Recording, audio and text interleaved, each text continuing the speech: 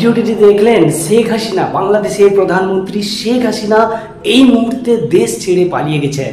তার CCTV footage আপনারা দেখলেন। শেখ হাসিনা যেখানে কোটা বৈষম্য বিরোধী আন্দোলন নিয়ে বিক্ষোভকারীরা এতদিন ধরে তাদের আন্দোলন চালিয়ে যাচ্ছিল, ঠিক সেই মুহূর্তে যখনই বাংলাদেশের প্রধানমন্ত্রী শেখ হাসিনা জামাতকে পুরোপুরি নিষিদ্ধ ঘোষণা করল, তার পরিপ্রেক্ষিতে যা ঘটনা ঘটল, বিক্ষোভকারী আন্দোলনকারীরা তারা পুরো দেশটাকে ঘিরে ফেলে পুরো আন্দোলনকারীদের জয় আজকে হলো, যার ফলস্বরূপ প্রধানমন্ত্রী শেখ হাসিনা দেশ ছেড়ে পালিয়ে যেতে বাধ্য হলেন।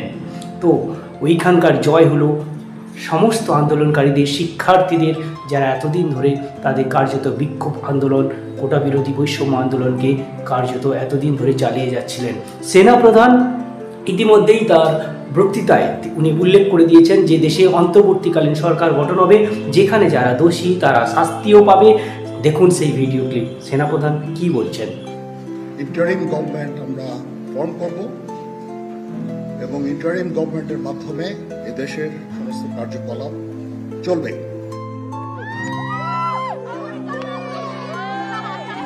ইনশাল্লাহ আপনাদের যত দাবি আছে সেই দাবিগুলো আমরা পূরণ করব এবং দেশে একটা শান্তি শৃঙ্খলা